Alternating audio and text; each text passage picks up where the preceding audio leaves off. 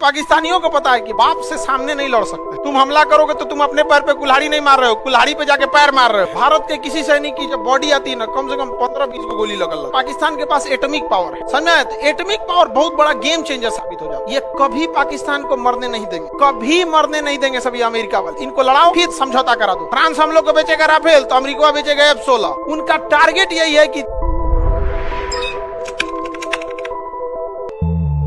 ये कभी लड़ाई झगड़ा नहीं किया। इजराइल क्या किया ना, अपने मोसाद, इजराइल के खुफिया एजेंट का नाम क्या है? मोसाद। वो मोसाद के एजेंट को कहाँ छोड़ दिया? ईरान। जो भी उसका परमाणु वैज्ञानिक होता है उसको मरवा देते हैं। अब किसी वैज्ञानिक की कितनी सिक्योरिटी दी जाएगी? बहुत ज्यादा तो नहीं।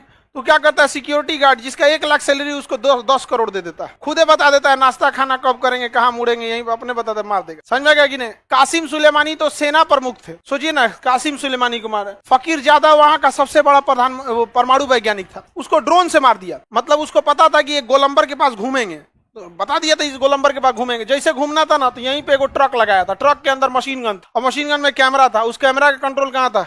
इजराइल। जैसे घूमा गोलंबर पे, मारा, धर उड़ा दिया। यहाँ लो पता करते रहो, पता करके क्या कर लोगे? इजराइल में अकेले सब पे मार देगा वो, अकेले। अरे हम लोग इतना आगे जाने के बाद भी इजराइल से कहते हैं कि हमको ड्रोन चाहिए। आज भी हथियार के मामले में इजराइल हम लोग से एडवांस है। अलग बात है कि वो इतना छोटा है और हमारी इंडियन आर्मी का स्ट्रेटजी अलग है।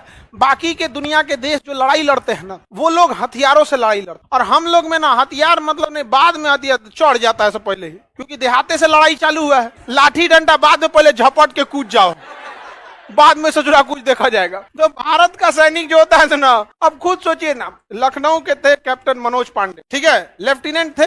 लड़ाई के दौरान उनका पोस्टिंग हो गया था, प्रमोशन हो गया। खुखरी से मारे थे, जो चाकू होता है ना फौज की, गुरखा रेजिमेंट का खुखरी। अब बताइए, पाकिस्तानियों को मारते मारते एकदम पास पहुंच गए, बंदूकों फेंक के, कदूर ससुरा तू नहीं, यहाँ पे इतना लग गया, मार वही में घोंप घाप के रद्द कर दिया। रीजन समझिए, आपको ये मजाक लगेगा, लेकिन ये बहुत बड़ी स्ट्रेटजी। मारेंगे ना चाकू से तो एक मरेगा और 100 ठो का हिम्मत मर जाएगा। मनोबल मर गया ना, वो फौजी कभी खड़ा नहीं हो सकता वहां पे।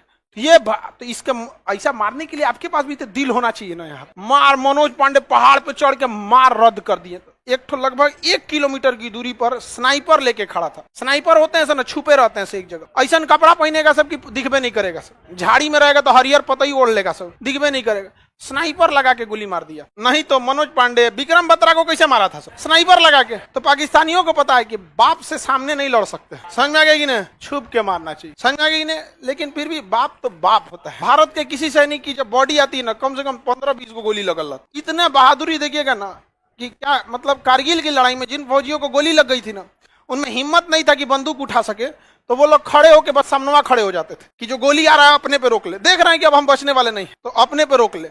अपने आगे बढ़ते जा रहे थे, पीछे से कवर फायरिंग पे लेके आ रहे थे। तो वो अब इजराइल को पता है कि इस सब में उतना हिम्मतों नहीं है उतना मारधार करने का। इजराइल इन लोग का पूरी तरह से धो देता है। कुवैत को भी ले गया अमेरिका, इराक को भी ले गया, सीरिया को भी ले गया।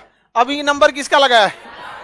हाँ, ईरान का नंबर लगाया। भारत को इस हर हाल में ईरान के साथ आके खड़ा होना चाहिए, क्योंकि ईरान चौपट होगा ना तो फिर हम लोग के लिए बहुत दिक्कत हो जाएगा। अफगानिस्तान चलिए गया हम लोग के हाथ से, ईरान अगर चल गया तो अब इधर जाइएगा कैसे? क्योंकि इराक तो सेफ ही नहीं है, मारधार चल रहा है। अफगानिस्तान सेफ नहीं है, पाकिस्तान जाने नहीं देगा।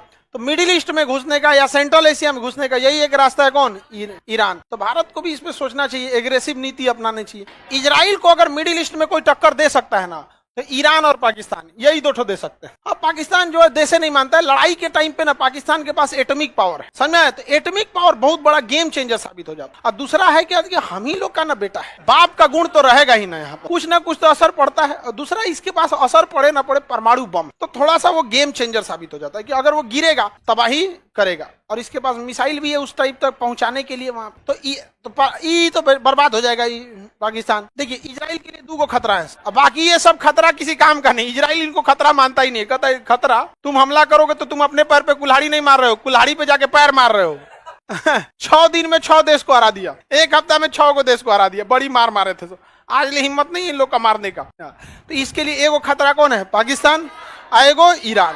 इजराइल का कहना है ईरान को हम खुद निपटेंगे अमेरिका के साथ मिलकर। अमेरिका डायरेक्ट प्रतिबंध लगा देता है कि तुम पेट्रोल कोई खरीदेगा, अगर कोई ईरान से पेट्रोल खरीद लेता है ना तो अमेरिका उस पर बम मार देता है, उसको कैसे ना कैसे मिलकर फंसा देता है। भारत ईरान से पेट्रोल खरीदता है तो वो कहता है कि कैसे काय खरीद रहे हो, आप ही दे दीजिए सस्ता, हम खरीद लेंगे आप ऐसे। तो भारत की विदेश नीति बहुत सही है, तुम मरो हमको मतलब नहीं है, हम किसी के दोस्त नहीं है, ना ही किसी से दुश्मनी है। ये कहता है कि ईरान को तो हम खुद से निपटेंगे, वैज्ञानिकों को मोसाद से मार के। पाकिस्तान के लिए किसको आगे कर देता है? इंडिया को कर देता है। यहाँ पे इंडिया को हथियार देगा, पाकिस्तान क्या हो जाएगा? निपट जाएगा। लेकिन आप इस गलतफहमी में मत रहिएगा, ये कभी पाकिस्तान को मरने नहीं देंगे, कभी मरने नहीं देंगे। सभी अमेरिका वाले आपको हथियार उतना ही देंगे कि आप इन्हें बर्बाद कर सके, कभी वो हथियार नहीं देंगे जो आप इसे हमेशा के लिए मार सके। उनका टारगेट यही है कि इनको लड़ाओ, फिर 10 समझौता करा दो, फिर आगे बढ़ो। यहाँ पे 20 साल बाद फिर हथियार लोगा, एक एगो बेचेगा राफेल, फ्रांस हम लोग को बेचेगा राफेल, तो अमेरिका बेचेगा